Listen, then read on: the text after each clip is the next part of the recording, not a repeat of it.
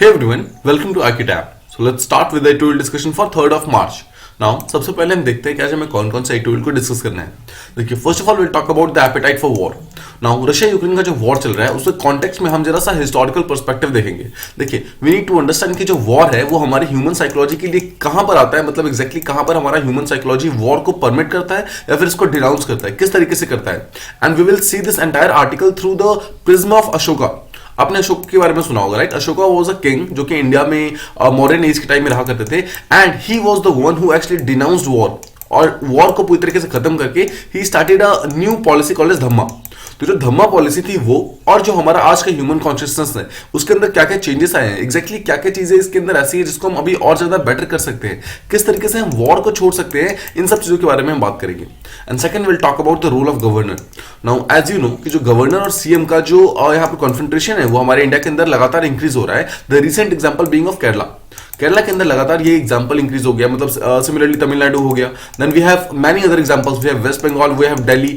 बहुत सारे ऐसे स्टेट्स ऑलरेडी प्रेजेंट है जहां पर सीएम यानी कि चीफ मिनिस्टर एंड गवर्नर का जो कन्फ्रंट्रेशन है वो काफी ज्यादा इंक्रीज हो गया है। So we need to talk about it कि एग्जैक्टली प्रॉब्लम्स क्या क्या हैं, हमारे कॉन्स्टिट्यूशन के अंदर ऐसे कौन कौन से कुछ चीजें हैं जिसको अभी चेंजेस करने की जरूरत है, जहां पर मॉडिफाई करके उसको अमेंड करके कुछ न्यू स्ट्रिक्ट प्रोविजंस लाने की जरूरत है ताकि इन कन्फ्रंट्रेशन को हम रोक सके।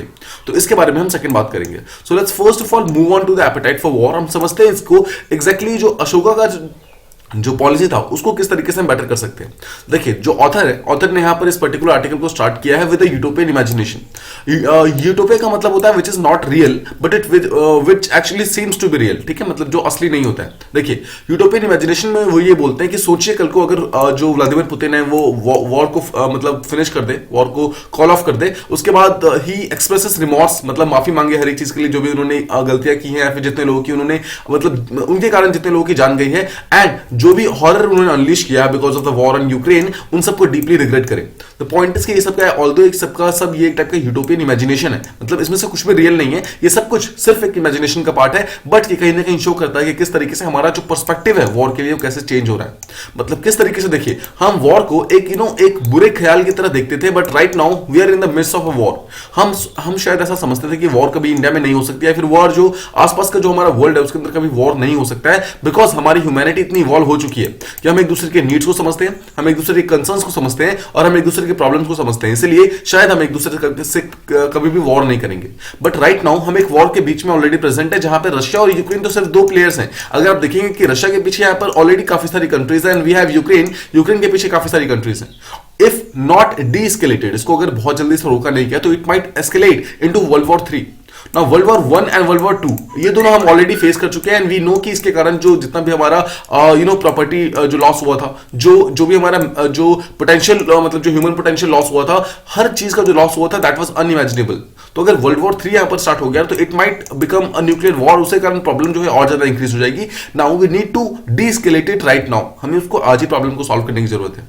अगर हमें एक पीसफुल वर्ल्ड चाहिए तो we need this type of imagination to come true. हमें इस इमेजिनेशन को सच करना होगा जहां पे जो वर्ल्ड के लीडर्स है they express regret for causing a war. War को करने के लिए अगर वो माफी मांगते हैं, वॉर को करने से अगर वो पीछे हटते हैं, मतलब वॉर को ऑप्शन की तरह चूज नहीं करते हैं, only then we can live in a peaceful world. हमारे यहां पर हमारा जो ह्यूमैनिटी है in which in this particular thing war should have no place. हमारे यहां पर war should not be even an option. हमारा जो वायलेंट कॉन्क्वेस्ट वगैरह था वो हमारे फ्यूचर मतलब हमारे पास्ट में होता था, when there was the time of ancient time, then there was the time of medieval time. उस पर्टिकुलर पीरियड में अगर वायलेंस होता था तो फिर हमें समझ आता था, because man was still evolving. But right now we are in the modern age, we are in the age of science, और राइट नाउ अभी भी हम वॉर के अंदर फंसे हुए हैं, हमें इस चीज से डेफिनेटली बाहर निकलना होगा। नाउ ऑथर का बोलना यह है, देखिए, ऑल्दो अभी राइट नाउ हमारे वर्ल्ड के लिए सब कुछ एक इमेजिनेशन हो सकता है, बट पास्ट में there has been at least one incidence, ऐसा कम से कम एक ऐसा इंसिडेंस हुआ है जहां पर मतलब जो किंग था उसने आसपास के जो प्रॉब्लम्स थे उसको देखकर की वॉर को डिनाउंस कर दिया था, and that was Ashoka. Ashoka was a Indian king जो कि 260 बीसी के आसपास में उन्होंने कलिंगा वॉर फाइट किया था, और उसके बाद उन्होंने एक्चुअली वॉर को मतलब छोड़ दिया था, डिनाउंस कर दिया था ना। हुआ क्या था, देखिए, अगर आप अशोका की चीज से उसको कंपेयर करने की कोशिश करेंगे तो जब से अशोका ने वॉर को यहाँ पर मतलब डिनाउंस किया था, मतलब वॉर को छोड़ दिया था, तब से ऑर्डिनरी पीपल ने इसको मतलब पिक किया इस चीज को। मतलब at that particular time there was a king who saw all the problems जो कि एक वॉर कॉज कर सकता है, and because of that he tried to and he chose to denounce this particular war, मतलब उसने उसको पूरी तरीके से छोड़ दिया। एंड उसके बाद दिस किंग के बाद जो ऑर्डिनरी पीपल है they understood the problems of war, और उन्होंने समझा कि वॉर के अगेंस्ट में यहाँ पे प्रोटेस्ट करना बहुत जरूरी है. There have been massive popular protest in entire world against the wars, not just in Russia Ukraine but पूरे वर्ल्ड के अंदर वॉर को ना करने की यहाँ पर जद्दोजहद की जाती है, प्रोटेस्ट किए जाते हैं. Let me tell you a simple सा स्टेटमेंट. देखिए, जस्ट रिमेंबर कि those who want war now, those who want war, they don't go to war. अब समझिए, those who want war they don't go to war, but those who go to war they don't want war. ठीक है, I hope आप दोनों के बीच में difference समझ आ रहा है. कि देखिए, जिसको वॉर चाहिए ना वो कभी वॉर के अंदर जाता नहीं है. They are actually the top most जो डिप्लोमैट्स होते हैं, ब्यूरोक्रेट्स होते हैं, they are the one who make decisions कि हमें वॉर करना है फिर नहीं करना है. Now they are the one who want war but they don't themselves go to war. Now कुछ ऐसे लोग होते हैं जो एक्चुअली जो वॉर के अंदर जाते हैं, जो सोल्जर्स होते हैं, जो यहाँ पे मिलिट्री होती है, they are the one actually who don't want the war. They want to live peacefully. Right, but इस प्रॉब्लम के कारण देखिए, अगर आपको किसी भी एक पर्टिकुलर टाइप का चॉइस दिया जाता है, then you have to choose one. Right, उसी चक्कर में जो हमारी ह्यूमैनिटी है, they are fighting one against all. उसके कारण हमारे यहाँ जो प्रॉब्लम है और ज्यादा बढ़ रहा है. बट अगर आप अशोक को देखेंगे तो अशोक के अलावा यहाँ पर और भी कोई भी ऐसा इंस्टांस प्रेजेंट नहीं है जहां पर एटलीस्ट एक किंग ने या फिर किसी भी एक पर्टिकुलर पॉलिसी मेकर ने वॉर को डिनाउंस कर दिया हो या फिर वॉर को रोक दिया हो. इसलिए हम अशोक के बारे में बात करते हैं, because Ashok has been one of the biggest pillar of strength. अगर पीस के बारे में बात की जाए, अगर वॉर को डिनाउंस करने के बारे में बात किया जाए, देखिए स्टार्टिंग में ऐसा नहीं कि स्टार्टिंग में जब अशोक यहाँ पर जब अशोक का बर्थ हुआ था उसी टाइम से वो मतलब वॉर के अगेंस्ट थे. मतलब ऐसा नहीं था. ही वॉज स्टार्टिंग में वो भी एक टाइप के वॉरियर थे. ही वॉज ऑल्सो द मतलब उसी क्लैन के थे जो कि वॉरियर क्लैन के थे. नाउ पहले हम हल्का सा प्री अशोकन कल्चर को देखते हैं कि अशोका से पहले किस टाइप के जो राइट्स वगैरह थे वो मतलब आसपास प्रेवलेंट थे. देखिए, जब अशोका का टाइम था ना, that was the modern age. Modern age से जस्ट पहले अगर आपको याद होगा तो that was the Vedic age. Now Vedic period के अंदर there used to be different gods and all. ठीक है, अलग अलग गॉड्स हुआ करते थे. उन गॉड्स की जो कहानियां थी, they used to be prevalent in this society and all. Right, तो वहां पर जो सबसे ज्यादा चीजें जो जिसकी प्रेज की जाती थी, जिसकी पूजा की जाती थी, they were hyper masculine virtues. Hyper masculine मतलब वो चीजें जो एक आदमी को आदमी बनाती है, मतलब मैस्कुलिन बनाती है. Now at that particular time the most important God was Indira. आपको याद होगा ऋग्वेदिक टाइम में the most important God was Indira. And Indira को यहां पर देखिए, ही was the god of sky, rain, thunder and he was also the god of war. Now, because he was the most important god, that's why he was given the recognition of god of war. इसका मतलब क्या है? At that particular time, war was considered a very very important thing. Similarly Indira को यहां पर ओजस बोला जाता था. इंद्रा हैड ओजस. ओजस का मतलब क्या होता है? Ojas means a physical strength and the power to dominate. And because of this ojas he used to pulverise the rivals. मतलब जितने भी इसके राइवल्स वगैरह होते थे उन सबको ये मार डालते थे. मतलब this was the kind of power Indira had. Similarly अपने एनिमी को सब्जुगेट करने के लिए, सप्रेस करने के लिए, he was very happy in destroying, crushing, splitting apart, मतलब किसी को स्ले करने में, किसी की स्पिरिट को ब्रेक करने में ही was one of the most important gods. तो आप समझ रहे हैं, इन जो ऋग वैदिक टाइम्स था या फिर जो लेटर वैदिक टाइम्स था, उस पर्टिकुलर टाइम के अंदर जो वॉर था, वॉर वाज कंसीडर्ड एक टाइप का क्लैन ऑफ जो वॉरियर जो बेसिकली जो वॉरियर एथिक्स होते हैं, मतलब जो वॉरियर एथिकल क्लैंस होते हैं, उनके लिए एक बहुत ही इंपॉर्टेंट वर्च्यू माना जाता था ये war. Right, but right now we are not in the Asian period ना, we are right now in the modern period, जहां हम साइंस से अपनी चीजों को यहां पर गाइड करते हैं. नाउ राइट नाउ वॉर को डिनाउंस करना कितना ज्यादा इंपॉर्टेंट है, इसके बारे में हम थोड़ी देर में समझेंगे. नाउ देखिए, अगर आप इंद्र को समझेंगे, Indra was considered the god of war. And इसलिए जितने भी रियल मैन होते हैं, the people who call themselves real man, they actually try to मतलब take Indra as the role model. और वो खुद को सुर बोलते हैं. No, what is sur? Sur means a big मतलब बिग स्ट्रॉन्ग मैन. आपने दो वर्ड सुने होंगे. One word is called as sur, ठीक है, and second word is called as asur. Now sur means devta, asur means who are not देवता, यानी कि मतलब हु आर बेसिकली डीमंस. ठीक है, द पॉइंट बीइंग, सुर उसको बोलते हैं जो कि इंद्र को रोल मॉडल मानते हैं. यानी कि all the gods who consider Indra as the role model, they are considered as the sur. उनके लिए violence and conquest they are a way of life. मतलब उनके लिए वायलेंस करना is a very normal thing, conquest करना is a very normal thing. किसी दूसरे की टेरिटरी के अंदर इन्वेड करना, दैट इज एंटायरली लेजिटिमेट. मतलब बिल्कुल सही चीज है वो जब. बट आप समझिए, ये सब पीरियड जो भी चीज हम डिस्कस कर रहे हैं, that is of a pre Ashokan culture. Ashoka के बारे में समझते हैं. जब अशोका आता है, मतलब Ashoka came into around 225 BC के आसपास में वो आते हैं. And he himself followed this particular ethic. वो भी उन्होंने इसी एथिक को फॉलो किया था जहां पर उन्होंने कलिंगा वॉर किया था. मतलब दिस कलिंगा वॉर, देखिए, ऑल्दो वॉर उन्होंने बहुत सारी की थी, but this Kalinga war is considered to be most famous, जो कि 260 बीसी के आसपास में हुआ था. एंड इस पर्टिकुलर वॉर के अंदर, जो कि Kalinga is a place in Odisha, जहां पर उन्होंने ऑलमोस्ट 1.5 लाख लोगों को डिस्प्लेस कर दिया था उनके घरों से, और अराउंड 1 लाख पीपल को उन्होंने मतलब मार डाला था. मतलब उनकी आर्मी ने अराउंड 1 लाख लोगों को मार डाला था. This particular war actually change the perspective of Ashoka. इस पर्टिकुलर चीज के कारण यहां पर उनका पर्सपेक्टिव चेंज होता है. And he went into a remorse. Remorse मतलब फीलिंग ऑफ गिल्ट. मतलब उनको अपने अंदर यहां पर गिल्ट फील होना स्टार्ट हुआ, that what has he actually done. देखिए, अगर आप एक पर्टिकुलर इंडिपेंडेंट कंट्री की बात करते हैं, just suppose Ashoka invaded a particular country, अब जिस पर्टिकुलर कंट्री को इन्वेड करते हैं ना, दैट इंडिपेंडेंट कंट्री, जब उसको कंकर किया जाता है तो एक तो होता है जो कि डायरेक्टली इंपैक्ट होता है, मतलब उस पर्टिकुलर वॉर के अंदर जितने भी सोल्जर्स होते हैं वो सब मारे जाते हैं, वहां पर बहुत सारा स्लॉटरिंग होती है, डेथ होता है, डिपोटेशन ऑफ पीपल होता है, ये सब ऑलरेडी एक्सट्रीमली ग्रीवियस होता है, ये सब तो वो हो गए जो कि डायरेक्टली इंपैक्ट होते हैं। बट इसके अलावा there is also indirect impact, जहां पर ऐसे लोग जो कि वॉर के कारण डायरेक्टली इंपैक्टेड नहीं होते हैं, उनकी फैमिलीज के बारे में सोचिए। Just think about the families, those people who have actually escaped the direct impact of this particular war, उनको भी देखिए वो भी बहुत खुशी से रह नहीं पाते हैं, बिकॉज देयर फ्रेंड्स, देयर जो उनके आसपास के कलीग्स होते हैं, जो उनके रिलेटिव्स होते हैं, ठीक है, इन सब चीजों को ये लोग भी कोई बहुत ज्यादा खुश नहीं रह पाते हैं, because their loved ones they are gone because of this particular war, right. Same चीज यहां पर जो है राइट नाउ इंडिया के अंदर भी, वर्ल्ड के अंदर भी ये सब चीजें होती हैं। देखिए, अशोक को एक चीज समझ आ गया था कि अगर वॉर होगा ना तो ऐसा नहीं है कि जो सिर्फ सोल्जर क्लैन है सिर्फ उनको यहाँ प्रॉब्लम होगी, but every single resident of Kalinga, हर एक को यहाँ पर डायरेक्टली इनडायरेक्टली इफेक्ट हुआ है। And that is why he went on to say one thing, he said कि राइट नाउ, जब मतलब देखिए ये उस टाइम की बात है जब अशोक ने वॉर को छोड़कर धम्म अपना लिया था, ठीक है, धम्म, जब धम्मा को अपनाया था उस time he said that even if 1,000 of what many were to be slaughtered or deported today, it would have weighed heavily on his mind. Point is कि बोल रहा है कि जिस दिन कलिंगा के अंदर, मतलब कलिंगा के अंदर अराउंड 1 लाख लोग मारे गए थे, उसका अगर 1/10 भी, मतलब या फिर 1,000 भी अगर आज के टाइम में, मतलब जिस टाइम उन्होंने धम्मा अपना लिया था उस टाइम की बात कर रहे हैं कि उस टाइम अगर उन्होंने उसका 1,000 भी अगर लोग को मतलब वो मरते हुए देख ले तो शायद उनके दिमाग के ऊपर ये बहुत ज्यादा चीजें प्रेशर डालना स्टार्ट कर देगी। बट बिकॉज कलिंगा वॉर के टाइम में ही वॉज हिमसेल्फ एक टाइप का वॉरियर, खुद को एक वॉरियर समझते थे, एंड वो अपने वॉर को एक अपना एक्सट्रीमली ड्यूटी समझते थे, उसके कारण उन्होंने अपने दिमाग के ऊपर ये सब चीजें आने नहीं दी थी। द पॉइंट बीइंग, देखिए वॉर को एक ड्यूटी समझना, this is not good. War is not a kind of a duty. War एक ऐसी चीज है जो कि कहीं ना कहीं प्रॉब्लम कॉज करता है। देखिए, देयर इज अ हिस्टोरियन मतलब जिसका नाम है रोमिला थापर, आपने नाम सुना होगा इनका। रोमिला थापर एक हिस्टोरियन है जो कि बोलती है कि जो कलिंगा वॉर हुआ था उसके कारण जो अशोका के अंदर जो चेंज आया था, that was not a part of a passing emotion. वो कोई ऐसा इमोशन नहीं था, ऐसा कुछ नहीं था कि उनका मूड चेंज हो गया और उस मूड चेंज के कारण उन्होंने वॉर को छोड़ दिया। This is not like it. The point is he was consciously aware of the sorrow he had cause, मतलब कि उन्होंने क्या प्रॉब्लम्स कॉज की थी एग्जैक्टली कलिंगा के अंदर, एग्जैक्टली कौन कौन सी प्रॉब्लम्स कॉज की थी, उन सब चीजों के बारे में वो कॉन्शियसली अवेयर थे। उनको समझ आया सब चीजें कि देखिए अगर वॉर हो रहा है तो इतनी प्रॉब्लम्स हो रही है, not only the soldiers but जो सोल्जर की फैमिलीज हैं, जो बच्चे हैं, जो उनकी वाइफ्स हैं, उन हर एक जो इंडिविजुअल है, हर एक को प्रॉब्लम हो रहा है एक पर्टिकुलर वॉर के कारण। And that is why he decided to renounce this particular war. That is why उन्होंने डिनाउंस कर दिया, अशोका ने डिनाउंस कर दिया द ग्लोरिफिकेशन ऑफ कॉन्क्वेस्ट। जब एक पर्टिकुलर कंट्री दूसरे कंट्री को जाकर कॉन्क्वेस्ट करती है, मतलब उसको जाकर जीतती है, उस चीज को उसने उसका जो ग्लोरिफिकेशन होता था उस चीज को बंद कर दिया। इसके अलावा he also dismiss the idea of fame and glory.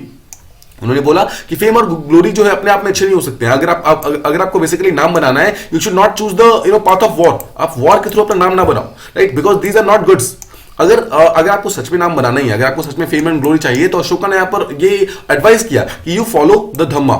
Now what is dhamma? Dhamma एक टाइप का पब्लिक और पॉलिटिकल मोरालिटी था। जस्ट रिमेंबर कि dhamma was not a religion, it was a public and political morality. Basically public life में और जो political life में हमें किस तरीके से बिहेव करना चाहिए, that is called as dhamma. Just remember this thing, ठीक है। ऑल्दो अशोका वाज जो अशोका थे, he was directly impacted by Buddhism, मतलब बुद्धिज्म से बहुत ज्यादा इन्फ्लुएंस थे, बट इसके बावजूद he did not choose the entire Buddhism. Just remember this thing. एक बहुत ही मतलब जो यहाँ पर ट्रीटमेंट होता है, एक मिसकंसेप्शन ये है कि अशोका एंटायरली चोज बुद्धिज्म और जो अशोका का धम्मा था it was actually Buddhism. No, Ashoka का dhamma was not Buddhism. Ashoka का dhamma was entirely different from Buddhism. Ashoka का dhamma was not a religion, it was just a way of life. It was just a public और public morality कैसी होनी चाहिए, political morality कैसी होनी चाहिए, इन सब चीजों को अगर आप कंपाइल कर दे, दैट इज कॉल्ड अशोका का धम्मा। अशोक के धम्म के अंदर उसने दो चीजों के ऊपर मेन फोकस किया था।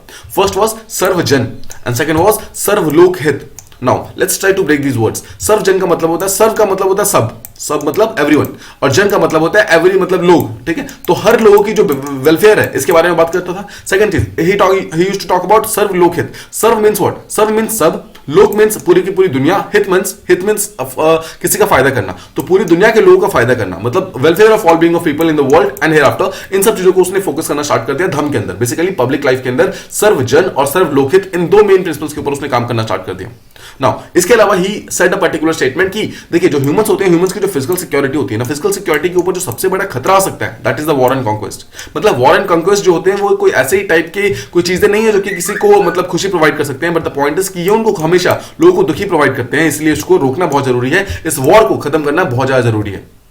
नाउ इसके बाद ही ऑल्सो सेज दैट कि अगर सच में किसी पर्टिकुलर पर्सन को, मतलब किसी किंग को, किसी अगर लीडर को अगर सच में ट्रू ग्लोरी चाहिए, तो ट्रू ग्लोरी इस बात पर नहीं है कि वो वॉर मतलब वॉर करे, किसी दूसरे पर्सन की जमीन छीन ले या फिर ये कर ले, बट द पॉइंट इज कि असली ग्लोरी इस चीज में है कि जो लाइफ सस्टेनिंग गुड्स है, स्पेशली जो ऑर्डिनरी लोग हैं, मतलब जो कॉमन पीपल है, उनकी जो लाइफ सस्टेनिंग गुड्स है उसको किस तरीके से एलिवेट कर सकता है, किसी पर्सन को कैसे पॉवर्टी से बाहर निकाल सकता है, उसको हंगर से कैसे बाहर निकाल सकता है, that thing is actually the true glory.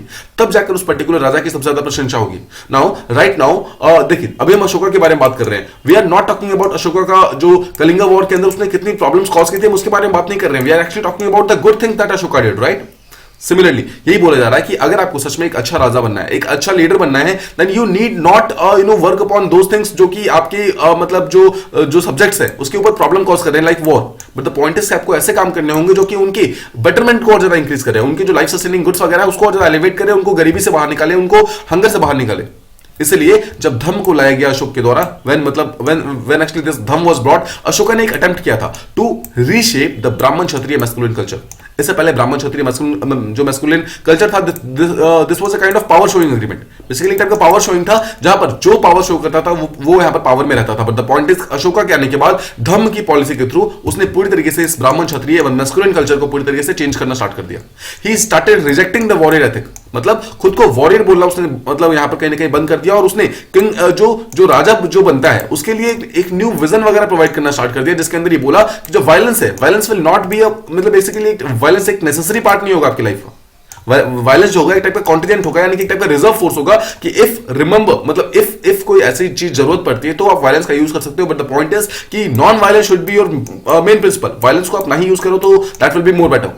Now Ashoka का जो एथिक्स है, अशोका के जो मतलब एथिक्स है, उसके अंदर जो वॉर्स है, वॉर बेसिकली एक टाइप का ऑर्गेनाइज्ड वायलेंस होता है। देखिए समझिए, war is not just random thing, war बहुत ही ऑर्गेनाइज होता है, मतलब वॉर को प्रॉपर्ली स्ट्रेटजी के साथ फाइट किया जाता है, जहां पर एक पर्टिकुलर ग्रुप सेकंड ग्रुप के अगेंस्ट क्यूज डिवास्टेशन लाने के लिए प्लानिंग करता है। ना how can this be a good thing? Now एक पर्टिकुलर ह्यूमन जो है सामने वाले ह्यूमन के लाइफ के अंदर प्रॉब्लम कॉज करने की कोशिश कर रहा है, how can this be a good thing? This is the main question of Ashoka. I hope आप इस चीज को समझ रहे हैं। नाउ अगेन अशोक ये बोलता है कि जो है, war is not a part of human nature, ना ही वो इंट्रिंसिक है हमारे ह्यूमन कंडीशन के लिए। वॉर इज एक टाइप का एक्सटर्नल स्टिमुलस है जो हर एक पर्सन की ग्रीड और उसका जो लार्ज एम्बिशंस है, किसी एक पर्टिकुलर का जो लार्ज एम्बिशन है उसके कारण कहीं ना कहीं प्रॉब्लम कॉज करता है। War is not a necessary, war actually एक टाइप का डेविल है। वॉर को हम यहां पर पूरी तरीके से अवॉइड कर सकते हैं। वो देखिए, वॉर को ऐसा नहीं कि वॉर को हटाने का हमारे पास कोई हमारे पास वे नहीं होता। वी हैव मल्टीपल वेज, हमारे पास बहुत सारे ऐसे तरीके होते हैं जिसके थ्रू हम वॉर को मैनेज कर सकते हैं, उसको कंटेन कर सकते हैं, उसको हम पूरी तरीके से रोक सकते हैं, because war is totally avoidable. But the point is human species have refused to learn over time. Let's try to understand the जो हमारा बैकग्राउंड है। World war 1, world war 2, then we were extremely एक type का subjugated थे cold war के अंदर। 1990s तक हम यहाँ पे कोल्ड वॉर के अंदर रहे हैं। देखिए 1914 से 1918 वी हैड वर्ल्ड वॉर 1, 14 से 18, देन केम 42 से 45 वर्ल्ड वॉर 2, ऑलमोस्ट 1991 तक उसके बाद cold war. The point is कि क्या हमारे यहाँ पर एक भी ऐसा मतलब सेंचुरी रहा है, क्या एक भी ऐसा 100 साल या फिर 10 साल ऐसा रहा है जहां पर हमने वॉर ना फाइट की हो, या फिर हम एटलीस्ट वॉर की सिचुएशन में ना रहे हो? नो देखिए, डिस्पाइट द फैक्ट कि ह्यूमंस अपने आप को लगातार इवॉल्व करने की कोशिश कर रहे हैं, बट इसके बावजूद ह्यूमन जो है लगातार लर्न करने से रिफ्यूज करते हैं, specially when it comes to war, because there are already a lot of alternatives. War के ऑल्टरनेटिव्स हैं, वी नीड टू टॉक, मतलब we need to sit at the negotiating table. Negotiating table के ऊपर बैठ के हमें बातचीत करने की जरूरत है। हर एक जो ऑर्गेनाइज्ड वायलेंस है उसको हमें रोकने की जरूरत है। लेकिन द पॉइंट इज कि जो पावरफुल रूलर्स वगैरह हैं, they don't think about these things, they just think about their ambitions, they think about their greed, and that is the main reason जिसके कारण ये वॉर वगैरह होते हैं ना। तो सबसे बड़ी प्रॉब्लम देखिए, वॉर से भी बड़ी प्रॉब्लम पता है क्या है? वॉर से बड़ी प्रॉब्लम है वॉर का justification. The moment when actually a particular leader tries to justify a particular war, कि क्यों हमने वहां पर जाकर 1000 लोगों को मार दिया, that justification is actually whole gruesome.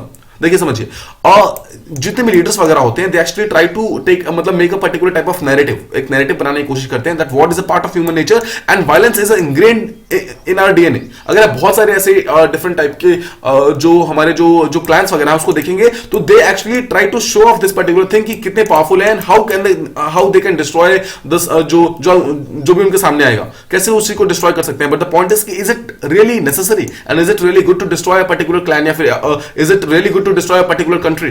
No, it is not. There cannot be any type of justification for war. देखिए, अगर आप वर्ल्ड वॉर 2 के बारे में बात करेंगे, वर्ल्ड वॉर 2 के बाद में यहाँ पर कुछ जस्टिफिकेशन प्रोवाइड की गई थी बाय द जो भी यहाँ पर अलाइड पावर्स वगैरह थी, उनके द्वारा एक टाइप का जस्टिफिकेशन प्रोवाइड किया गया था। नाउ दैट जस्टिफिकेशन मतलब कुछ क्वेश्चन वगैरह पूछे। क्वेश्चन ये था कि क्या सेकंड वर्ल्ड वॉर के बाद पोजीशन ऑफ वुमेन ठीक नहीं हुई थी, इंप्रूव नहीं हुई थी? यस डेफिनेटली पोजीशन ऑफ जो वुमेन थी वो इंप्रूव हुई थी। क्या वॉर के बाद यूरोप के अंदर वेलफेयर स्टेट नहीं आया था? यस डेफिनेटली एक टाइप का वेलफेयर स्टेट आया था। क्या उसके कारण लॉन्गेटिविटी इंक्रीज नहीं होती? एजुकेशन के अंदर, टेक्नोलॉजी के अंदर, मेडिसिन के अंदर यस इंक्रीज हुई थी, but the point is this is all absurd. क्या ये सब वॉर के कारण हुई थी या फिर क्या ये टेक्नोलॉजिकल इनोवेशन के कारण हुई थी? देखिए समझिए, जितना मर्जी वॉर हो, जितना मर्जी कोई बैड थिंग्स हो, कभी ना कभी लॉन्ग टर्म में वो कुछ ना कुछ तो फायदा कर ही देगा। बट द पॉइंट इज कि उस छोटे से फायदे को लेने के लिए we can not bring out that bad. हम पूरी का पूरा वॉर क्रिएट नहीं कर सकते। देखिए अगर आप बाजी just try to understand this. There was a question asked after World War II कि क्या पोजीशन ऑफ वुमेन सही नहीं हुई थी? The question was क्या ये position of women world war 2 के कारण सही हुई थी या फिर we tried actually world war 2 के बाद एक्चुअली हमने ट्राई किया था, हमने काफी रीइन्विगोरेट किया था और उसके बाद हमने कोशिश की थी वुमेन्स की पोजीशन को इंप्रूव करने के लिए, and only after that the position of world war 2 जो the actually position of womens actually improved. Similarly, अगर यूरोप वेलफेयर स्टेट बना, that was not because of the war, that was because of the efforts made by different countries to make Europe a welfare state, right? Right तो देखिए हमें एक type से अगर हम question पूछते हैं ना तो हमें उसका सही रीजन को देने की जरूरत है. द पॉइंट इज कि war was not the reason for all these things. हमारे पास और भी पीसफुल ऑल्टरनेटिव्स प्रेजेंट थे, कल भी प्रेजेंट थे और आज भी प्रेजेंट है. हमारे पास आज भी रशिया और यूक्रेन का जो इशू चल रहा है उसको सॉल्व करने का हमारे पास आज भी ऑल्टरनेटिव है. हमें इसको नेगोशिएटिंग टेबल के ऊपर बैठ के प्रॉब्लम को सॉल्व करना होगा. अगर आप ध्यान से समझिए what actually is war. War है क्या? देखिए वॉर को समझिए, war is a kind of एक टाइप का एक ऐसा प्रोसेस है जो कि स्ट्रॉन्ग स्टार्ट करता है. Just try to remember, war is never started by the weaker, जो weaker part होते हैं. देखिए जो weaker part जो स्टार्ट करते हैं ना, they are called as revolts. They are not called as war. War का मतलब होता है जो strong स्टार्ट कर रहा है, जिसको ambitious man स्टार्ट करता है. Why? ताकि वो वीक को इंटिमिडेट कर सके, डरा सके, धमका सके, टू मतलब गिव अप समथिंग जो कि बहुत ज्यादा वैल्यूएबल है. मतलब वीक के पास कुछ ऐसा है जो कि बहुत वैल्यूएबल है, उस चीज को छीनने के लिए strong people they start war. Just try to understand, is this right? क्या ये हमारा ह्यूमन नेचर है जिसके अंदर हम सामने वाले के पास जो भी चीजें हैं उसको हम छीनने की कोशिश कर रहे हैं? This is not the human nature, this is not the intrinsic quality जो कि एक ह्यूमन के पास होनी चाहिए थी. We have develop this. हमने इस चीज को अपने ग्रीड के कारण, हमने अपने इसको हाई एम्बिशन के कारण इन सब चीजों को कहीं ना कहीं डेवलप करना स्टार्ट कर दिया. देखिए वॉर जो है ना, वॉर बहुत ज्यादा लोगों को डिवास्टेशन कॉज करता है, बट बहुत ही कम लोगों को मटेरियल गेन्स मतलब वो करता है, प्रोवाइड करता है. समझिए एक वॉर के अंदर they can be more than 10,000 people who will be killed, but there will be only 2 to 3 people who will be actually benefited from this particular war. So इस 2-3 के बेनिफिट के लिए हम यहाँ पर 10,000 लोगों का बुरा नहीं कर सकते ना. This is the main thing that the author wants to say here, and that is why we need to talk about this particular thing. We need to act upon this. और जो भी ये रशिया यूक्रेन के बीच का जो problem चल रहा है उसको हमें रोकने की राइट नाउ जरूरी है. अगर आप इंटरनेशनल फोरम देखेंगे, we have united nation security council, general assembly और भी बहुत सारे ऐसे इंटरनेशनल फोरम्स हैं जहां पर हम जाकर वॉर को कंडेम करते हैं. We talk against the war कि वॉर क्यों नहीं होना चाहिए, बट इसके बावजूद वी आर नॉट एक्टिंग कि वॉर को किस तरीके से स्टॉप किया जाए. We are saying different things. Russia के ऊपर सैंक्शन लगा देंगे. द पॉइंट इज कि रशिया के ऊपर सैंक्शन लगाने से क्या ये वॉर खत्म हो रहा है? नहीं हो रहा है. We need to take hard steps. We need to save Ukraine here. Right हमें प्रॉब्लम को सॉल्व करने की जरूरत है. हमें यहाँ पर देखिए एक तरफ तो हम जो वॉर को कंडेम करते हैं, बट दूसरी तरफ यहाँ पर जो ऐसे लोग जो कि पीस मेकर होते हैं, जो कि पीस को प्रपोज करने की कोशिश कर रहे होते हैं, उनको हम इफेमिनेट बोलते हैं. मतलब उनको हम वुमेन की मतलब एक टाइप का वीक वुमेन टाइप का वो मतलब बोलना स्टार्ट कर देते हैं. द पॉइंट इज कि जब फ्रांस और जर्मनी ने जब प्रॉब्लम को सॉल्व करने की कोशिश की थी, the USA and the western countries they started ridiculing, मतलब उनको रिडिक्यूल करना स्टार्ट कर दिया था मतलब फ्रांस एंड जर्मनी को. द पॉइंट इज यहां पर हमें ऐसे लोग जो कि पीस मेकर्स होते हैं, जो कि प्रॉब्लम को सॉल्व करने की कोशिश करते हैं, उनको ग्लोरीफाई करने की जरूरत है. हमें यहां पर सिर्फ इस चीज को ग्लोरीफाई करने की जरूरत नहीं है कि वॉर कितना इंपॉर्टेंट है, किसी का जो मैकेनिज्म है वो कितना ज्यादा इंपॉर्टेंट है, इस चीज को ग्लोरीफाई करने की बिल्कुल जरूरत नहीं है. देखिए समझिए जो हमारा ह्यूमन अवेयरनेस है ना, वो कहीं ना कहीं ऐसे टाइम पे ग्रो हो रहा है. मतलब वॉर के अगेंस्ट जो हमारा ह्यूमन अवेयरनेस वो ऐसे टाइम पे ग्रो हो रहा है जब हम ऑलरेडी हम वॉर के बीच में आके फंस गए. इन सब प्रॉब्लम्स को हमें पहले ही सॉल्व कर लेना चाहिए था. रशिया और यूक्रेन के टेंशन में पहले ही सॉल्व कर लेना चाहिए था. हमें नेगोशिएटिंग टेबल के ऊपर बैठ के पहले ही सॉल्यूशन ढूंढ लेना चाहिए था. बट द पॉइंट इज हम वॉर के जितने भी प्रॉब्लम्स है उसको आज जाके समझ रहे हैं जब हम वॉर के बीच में ऑलरेडी आ चुके हैं. सिमिलरली वर्ल्ड वॉर 1 के टाइम में भी ऐसा ही हुआ था. जब वर्ल्ड वॉर 1 चल रहा था उसके बाद अगर आप उसकी जस्टिफिकेशन देखेंगे, उसके बाद अगर आप उसके सजेशन देखेंगे, तो suggestion were very bright and very good. But the point is कि सजेशन तब आए जिस टाइम वर्ल्ड वॉर 1 ऑलमोस्ट खत्म होने वाला था. वर्ल्ड वॉर 2 के टाइम में भी यही होता है, जब वॉर चल रहा था उस टाइम कोई भी सजेशन नहीं आया. जब ये वॉर खत्म होने वाला था उस टाइम सजेशन आने शुरू होते हैं. द पॉइंट इज कि उस पर्टिकुलर टाइम में मतलब उन सजेशन का कोई फायदा नहीं है जब ये वॉर ऑलरेडी हो चुका है. सिमिलरली अगर आप 20th सेंचुरी को देखेंगे, it is already age of wars. 20th century मतलब पिछला वाला. देखिए हमने बात की वर्ल्ड वॉर 1 1914 से लेकर 1918 तक, ठीक है. सिमिलरली वर्ल्ड वॉर 2 42 से लेकर 1945 तक. Then we had cold war almost 60 से लेकर 1901 तक. The point is almost entire पिछला सेंचुरी जो था we were in the wars, यानी कि हम एज ऑफ वॉर के अंदर थे. और 24th सेंचुरी का जो फर्स्ट क्वार्टर है, यानी कि जो अभी हम चल रहे हैं, अभी हमारा फर्स्ट क्वार्टर कंप्लीट नहीं हुआ है. First quarter only by 2025. The point is कि अभी हम फिर से हमने एक वॉर ऑलरेडी फाइट कर दिया. Now this is more than 2000 years. 2000 years of जब अशोका आके चले गए थे. देखिए, Ashoka talked about the moral, जो मॉरल कॉन्शियसनेस अगेंस्ट वॉर होना चाहिए था, किस तरीके से वॉर को डिनाउंस करना जरूरी है, क्यों उसको रोकना जरूरी है, बट द पॉइंट इज कि हमारी humanity even after this 2000 years and this particular story very prevalent, हम हर एक स्कूल के हर एक कॉलेज के अंदर बच्चों को ये पर्टिकुलर स्टोरी बताते हैं, जो छोटे बच्चे होते हैं उनको मॉरल स्टोरीज के रूप में अशोका की कहानी सुनाते हैं, बट द पॉइंट इज कि still we have not been able to stop our humanity, ताकि हम इस चीज को यहां पर वॉर को होने से रोक सके। तो this was the first editorial. I hope आपको इससे कुछ अच्छे पॉइंट्स मिले होंगे। आई होप आपको एक टाइप का फूड फॉर थॉट मिला होगा कि exactly how can we stop this particular war, और किस तरीके से वॉर को रोकना बहुत ज्यादा जरूरी है। ये था हमारा first editorial. Let's move on to the next one. यहां हम बात करने वाले हैं lines and rules of the governor against states and even the central government. ठीक है, हम इसके बारे में समझते हैं कि जो गवर्नर है उसकी जो पावर्स वगैरह किस तरीके से इंक्रीज हो रही है against the chief ministers and the central government itself.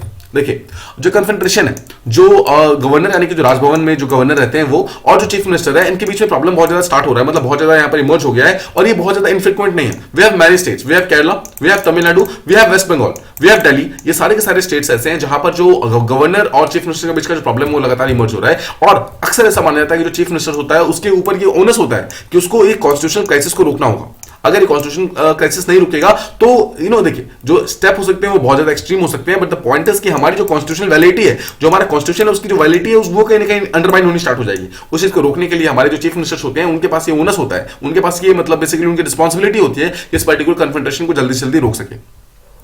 एक चीज करने का एक सिंपल तरीका ये है कि ऐसे लोग, मतलब ऐसे people who have been governors in the past, या फिर ऐसे लोग जो कि एजेंट ऑफ द सेंटर की तरह काम करते हैं, यानी कि बेसिकली गवर्नर की तरह काम करते हैं, उनको बुलाए, ठीक है, उनको एट्रीब्यूट करें, मतलब उनसे बेसिकली पूछा जाए उनसे किस तरीके से क्या क्या सजेशंस वगैरह हो सकते हैं, किस तरीके से हम गवर्नर्स की पावर को चेंज कर सकते हैं, किस तरीके से हम कुछ कन्फ्रंटेशनल जो ऐसे एंटी कन्फ्रंटेशनल मेजर्स वगैरह ले सकते हैं ताकि गवर्नर और चीफ मिनिस्टर के बीच का जो भी प्रॉब्लम वगैरह है उसको हम सॉल्व कर सकें। लेकिन समझना होगा, देखिए, जो मेन प्रॉब्लम है ना, that problem does not lies in anything else, but the problem lies कि किस तरीके से गवर्नर अपने पावर को परसीव करते हैं, किस तरीके से वो समझते हैं कि हमारी पावर्स क्या है क्या नहीं है। नाउ आपको याद होगा कि there is a aid and advice clause, basically वो लिखा हुआ है कि जो चीफ मिनिस्टर होगा ही विल हेड, मतलब जो भी काउंसिल ऑफ मिनिस्टर्स होंगे, and there will be a governor who will be एक टाइप का agent of the centre, and this particular governor will work on the aid and advice of this particular council of ministers. The point is governor can not act unless there is advice and aid by the chief minister and the council of ministers। इस particular advice के बिना वो काम नहीं कर सकते हैं, but the point is कि यही एड एंड एडवाइस का जो क्लॉज है ना, सबसे ज्यादा प्रॉब्लम कहीं ना कहीं कॉज करता है, वे गवर्नर थिंक कि उनकी पावर को यहां पर रोका जा रहा है। बट द पॉइंट इज, देखिए, जब भी कॉन्स्टिट्यूशन किसी एक पर्टिकुलर पर्सन को पावर देता है तो उसके बदले में कहीं ना कहीं चेक्स एंड बैलेंसेस प्रोवाइड करता है ताकि एक पर्टिकुलर पर्सन जो है उस पावर का इनडिस्क्रिमिनेट यूज ना कर सके। And that is why governor के लिए भी जो पावर्स दी गई हैं उसको यहाँ पर chief minister council of ministers के एड एंड एडवाइस पे चलाने के लिए इसलिए बोला गया है ताकि इस पर्टिकुलर पावर का मिसयूज ना हो सके। You need to understand this, but governor often perceive this as एक टाइप का restraint कि हमें कुछ ना कुछ करने से रोका जा रहा है। इसी कारण they start using their discretionary power, और वो जो भी यहाँ पर जो गवर्नमेंट्स वगैरह हैं, जो यहाँ पर स्टेट की गवर्नमेंट्स होती हैं, उनको अलग अलग तरीकों से कंट्रोल करना स्टार्ट कर देती है। Now, 1974 के अंदर there was a constitutional bench जो कि सुप्रीम कोर्ट के अंदर था, and they said that कि प्रेसिडेंट और गवर्नर दोनों ही they will exercise कोई किसी भी टाइप का constitutional power only and only on the advice of their ministers, यानी कि जो गवर्नर होगा he will act on the advice of the chief minister, and similarly जो प्रेसिडेंट होगा he will act on the advice of the prime minister, but the point is कि they cannot act otherwise, they have to know, they have to understand कि exactly जो भी उनकी powers हैं they are actually subjugated to the council of ministers only in their respective areas, but obviously there have been some exceptional situations जिसे हम एक type का discretionary power बोलते हैं, जो डिस्क्रिशनरी पावर है प्रेसिडेंट के पास भी प्रेजेंट है, गवर्नर के पास भी प्रेजेंट है, एंड यू ऑलरेडी नो कि एग्जैक्टली कौन कौन से पावर्स है। बट आई होप आप समझ गए कि जो मेजॉरिटी ऑफ द पावर्स है जो गवर्नर प्रेसिडेंट के हैं, they have to be worked upon with the help of the ministers. Now just see this particular thing. There is an article called as Article 163 of the Indian Constitution, जिसके अंदर ये बोला जाता है that the Council of Ministers he will aid and advise the governor of the state। देखिए इसको समझिए, there shall be a council of ministers with the chief minister at the head of the state। Now he will what, मतलब he will do what, he will aid and advise, he will aid and advise the governor in the exercise of his function। The point is कि यहाँ पर ये लिखा हुआ है कि हर एक फंक्शन के लिए, मतलब हमारा कॉन्स्टिट्यूशन ये बोलता है कि गवर्नर को हर एक फंक्शन करने के लिए he needs the aid and advice of the council of ministers and the chief ministers, ठीक है, एंड दैट इज वाई तभी वो जाकर अपने चीजों को मतलब कर सकता है। द पॉइंट इज कुछ चीजों के अंदर उसको डिस्क्रिशनरी पावर दी गई है, बट रेस्ट ऑल वो गवर्नर के ऊपर डायरेक्टली डिपेंडेंट है। इसके बावजूद यहां पर कुछ ऐसे सिचुएशंस हुए हैं जहां पर गवर्नर ने अपने मतलब जो पावर से उसका मिसयूज किया है, ठीक है, मतलब देखिए हमारे पास में और भी बहुत सारे एग्जांपल्स प्रेजेंट है जहां पर जो गवर्नर है उन्होंने ऐसा कुछ किया है जहां पर देखा गया कि उन्होंने उस रिक्वेस्ट के ऊपर काम नहीं किया है ताकि जो एक पर्टिकुलर बिल वगैरह है, बिल को पास करना है फिर नहीं करना है, किस तरीके से उसका एसेंट प्रोवाइड करना है, किस तरीके से, यहां तक कि देखिए कुछ स्टेट्स यानी कि जैसे कि तमिलनाडु के अंदर रिसेंटली एक एग्जांपल आया था जहां पर देखा गया कि जो गवर्नर थे उन्होंने एक पर्टिकुलर बिल को रिजर्व करने से मना कर दिया जो कि बिल एक्चुअली प्रेसिडेंट के लिए रिजर्व होना चाहिए था। But he actually refused to actually एक टाइप का रिजर्व दिस पर्टिकुलर बिल। ध्यान समझिए, दिस पर्टिकुलर गवर्नर जो कि तमिलनाडु गवर्नर थे, he was not acting against the state, he was actually acting against the centre, मतलब इटसेल्फ, सेंट्रल गवर्नमेंट के against वो काम कर रहे थे। सोचिए, a governor is the agent of the centre, governor जो है वो एक सेंट्रल गवर्नमेंट का एजेंट होता है, बट इसके बावजूद he is acting against the centre itself, यानी कि जिसने उसको अपॉइंट किया उसके अगेंस्ट ही काम करना स्टार्ट कर देता है। नाउ दिस कम्स अंडर एक टाइप का conflict with the central law. या फिर देखिए, आपको सिंपल वर्ड में समझना है, कोई भी ऐसा बिल जो कि स्टेट गवर्नमेंट के अंदर आती है, यानी कि स्टेट की लेजिस्लेटिव असेंबली के अंदर पास होती है, एंड अगर गवर्नर को ऐसा लगता है कि वो पर्टिकुलर चीज जो है, वो पर्टिकुलर बिल ऑल्दो पास हो गई है, बट इसके बावजूद अगर वो सेंट्रल लॉ से कॉन्फ्लिक्ट होती है, तो उस चीज को डायरेक्टली रोक सकता है या फिर उसको रिजर्व कर सकता है प्रेसिडेंट के असेंट के लिए। बट यहां पर तमिलनाडु की जो गवर्नर थे, उन्होंने ऐसा करने से मना कर दिया। देखिए, एक चीज समझना होगा, ज्यादा जो कॉन्फ्लिक्ट वगैरह है ना, ये कॉन्फ्लिक्ट कहीं ना कहीं कॉन्स्टिट्यूशन के अंदर से ही मतलब ये डिक्लेयर होती है, स्टार्ट होती है, बिकॉज कॉन्स्टिट्यूशन के अंदर कोई भी टाइम फ्रेम नहीं दिया गया कि एग्जैक्टली कितने दिनों के अंदर एक गवर्नर को या फिर प्रेसिडेंट को अपने एक पर्टिकुलर बिल के ऊपर काम करना है, और वहां पर जाकर एक्चुअली प्रॉब्लम स्टार्ट होती है, जहां पर एक्चुअली वो स्टार्ट कर देते हैं ये चूज करना कि मैं इसके ऊपर काम ही नहीं करूंगा। देखिए, just suppose there is a bill, ठीक है, एंड ए बिल जो है वो स्टेट गवर्नमेंट ने पास किया, and the state government wants that particular bill to be passed within 10 days. Governor has no obligation to pass it in 10 days. Governor के पास अपने खुद के पावर्स हैं, गवर्नर के पास अपने खुद के डिस्क्रिशनरी पावर इस पर्टिकुलर चीज में। Governor can take as much time as he can, obviously कुछ चीजों को छोड़कर जैसे कि जो मनी बिल वगैरह उसको छोड़ करके बाकी सब चीजों के अंदर वो अपने खुद के टाइम ले सकता है। सेकंड चीज, अगर वो चाहे तो उस पर्टिकुलर बिल को और फर्दर अगर इंक्रीज करना है, तो he can simply reserve it for the president assent, उसको और ज्यादा मतलब और ज्यादा रोका जा सकता है। द पॉइंट इज कि यहां पर देखिए, गवर्नर किसी पर्टिकुलर बिल को कितने भी दिनों के लिए रोक सकता है, एंड द कोर्ट यानी कि सुप्रीम कोर्ट या high court, they can not inquire into the governor's decision. वो पूछ नहीं सकते कि गवर्नर ने एक पर्टिकुलर बिल को क्यों रोका हुआ है या फिर क्यों नहीं रोका हुआ है। जो सरकारी कमीशन बनाया गया था, that was on centre state relationship, वहां पर बोला गया कि गवर्नर के पास ये पावर्स होनी चाहिए, इसके अंदर कोई भी चीजें चेंज करने की जरूरत नहीं है। बट एक्चुअली अगर आप आसपास की चीजें देखेंगे, it is time to be revisited, मतलब अब हम इसे टाइम करने, मतलब इसे हम रिविजिट करने की बहुत ज्यादा जरूरत है। वी नीड टू मतलब टेक दिस डाउन, हमें इस चीज को कुछ इस तरीके से एक ऐसा सॉल्यूशन निकालने की जरूरत है जिसके थ्रू गवर्नर, चीफ मिनिस्टर और जो जितने भी बिल्स वगैरह है उन सबका यानी प्रॉपर जो प्रपोजल वगैरह है उसको हम सॉल्व कर सके।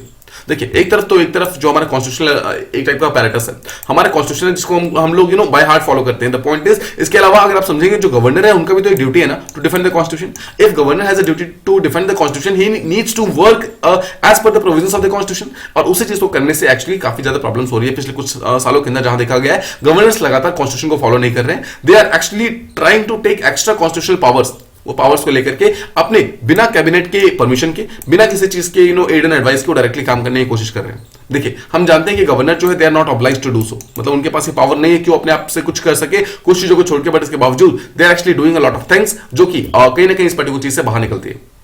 नो, इसके अलावा एक चीज समझिए, जो यहां पर सेंट्रल गवर्नमेंट और जो स्टेट गवर्नमेंट है, नो, स्टेट गवर्नमेंट जो है स्टेट के अंदर काम करती है, सेंट्रल गवर्नमेंट सेंट्रल लेवल पे काम करती है। हु इज द एक टाइप का लिंक जो कि सेंट्रल गवर्नमेंट और स्टेट गवर्नमेंट को मतलब जोड़ता है, दैट इज गवर्नर। ध्यान सोचिए, सेंट्रल गवर्नमेंट का एजेंट गवर्नर होता है जो कि स्टेट के अंदर काम करता है। तो टेक्निकली स्टेट गवर्नमेंट जो है, अगर वो मतलब सेंट्रल गवर्नमेंट से कोई भी बातचीत करना चाहती है, ही कैन मतलब they can do this by talking to this particular governor. तो गवर्नर जो है एक टाइप का बैलेंसिंग फोर्स है जो कि सेंट्रल गवर्नमेंट और स्टेट गवर्नमेंट के बीच में आता है। और देखिए, अभी के टाइम में जब हमें एक्चुअली सेंट्रल गवर्नमेंट और स्टेट गवर्नमेंट को साथ लेकर चलने की जरूरत है, तो यहां पर बहुत सारे प्रॉब्लम यहां पर इमर्ज हो रहे हैं। इसके कारण हमें इस गवर्नर के कुछ पावर्स को चेंज करने की जरूरत है। देखिए, अगर हम इस पावर को अमेंड करते हैं, चेंजेस करते हैं, तो हम यहां पर इसको और ज्यादा टाइम टेस्टिंग बना सकते हैं। जिस चीज की जरूरत है उस चीज को हम यहां पर लिख कह सकते हैं। तीन चीजों के बारे में यहां पर बात करते हैं, ऑथर बोलते हैं तीन चीजों के अंदर मॉडिफाई कर सकते हैं। फर्स्ट चीज कि एग्जैक्टली कौन कौन से डिस्क्रिशनरी पावर है गवर्नर के, उसको हम प्रॉपर्ली आइडेंटिफाई कर सकते हैं। सेकंड चीज कि एग्जैक्टली एक पर्टिकुलर गवर्नर को एक पर्टिकुलर बिल के अंदर कितने दिन में डिसीजन लेना होगा, उस चीज के ऊपर हम एक पर्टिकुलर टाइम फ्रेम डिसाइड कर सकते हैं। एंड थर्ड चीज, we need to make it explicit, हमें इस चीज को लिखना होगा प्रॉपर्ली कि जो गवर्नर है, he can not work against the cabinet advice. Simple words में, किसी भी पर्टिकुलर बिल के लिए वो जो एडवाइस होगा काउंसिल ऑफ मिनिस्टर्स या चीफ मिनिस्टर का, उसके अगेंस्ट नहीं जा सकते, कुछ भी हो जाए। नो, देखिए, सिमिलरली आपको एक चीज ये भी समझना होगा, जो बिल्स वगैरह होते हैं वो कॉन्स्टिट्यूएंट असेंबली के अंदर पास होते हैं, जिनको मतलब बेसिकली गवर्नर को फाइनली पास करना होता है, उसको रिजर्व तो कर सकता है, बट कभी कभी जैसे कि तमिलनाडु, केरला, इन सब चीजों के अंदर हम देख रहे हैं कि जहां पे प्रॉब्लम बहुत ज्यादा इमर्ज हो गई है, जहां पर जो गवर्नर है वो बेसिकली सेंट्रल गवर्नमेंट के अगेंस्ट भी काम कर रहे हैं। नो, इसके अलावा जो पुंछी कमीशन था, पुंछी कमीशन ने फाइनली एक और यहाँ पर एक टाइप का रिकमेंडेशन प्रोवाइड किया था। पुंछी कमीशन ने ये बोला था कि देखिए, गवर्नर के पास ऑलरेडी बहुत सारी पावर्स होती है, उसमें से एक पावर ये भी होती है कि जो उस एरिया के अंदर मतलब उस पर्टिकुलर स्टेट के अंदर जितने भी स्टेट यूनिवर्सिटीज होती हैं, बेसिकली सेंट्रल यूनिवर्सिटीज होती हैं, उन सारी यूनिवर्सिटी का चांसलर जो होता है, the chancellor is governor himself. The point is वो गवर्नर जो होता है उन सबका चांसलर होता है, और इस पर्टिकुलर चीज को मतलब हर एक यूनिवर्सिटी की जो रिस्पॉन्सिबिलिटी होती है उसको भी कहीं ना कहीं गवर्नर को ही संभालना होता है। हम गवर्नर को एटलीस्ट इस पर्टिकुलर पावर से तो आजाद कर ही सकते हैं, बिकॉज देखिए चांसलर का डायरेक्ट रूल है, यहाँ पर गवर्नर के पास कोई भी नहीं है, मतलब कोई भी ऐसा पावर नहीं है जो कि अगर गवर्नर नहीं होगा तो शायद यूनिवर्सिटी चलेगी नहीं, ऐसा कुछ भी नहीं है। हम यहाँ पर किसी और पर्सन को चांसलर की तरह अपॉइंट कर सकते हैं और उसको यहाँ पर यूज कर सकते हैं एज गवर्नर्स। ठीक है, आई होप आपको ये चीज प्रॉपर्ली समझ आ गई कि क्या क्या चीजें हम चेंज कर सकते हैं, गवर्नर का रूल किस तरीके से चेंज हो रहा है, गवर्नर को किस तरीके से कन्फ्रंटिंग पावर्स जो है दी गई है बाय द कॉन्स्टिट्यूशन इटसेल्फ। इन सब चीजों को यहाँ पर कहीं ना कहीं अमेंड करने की जरूरत है ताकि हम जो भी कन्फ्रंटेशन वगैरह हो रही है आसपास में उन सब चीजों को सॉल्व कर सके। तो ये थे हमारे आज के दोनों आइटोरियल्स। आई होप आपको दोनों चीजें प्रॉपर्ली समझ आ गई। If you like the video please do like share and subscribe and thank you so much for listening.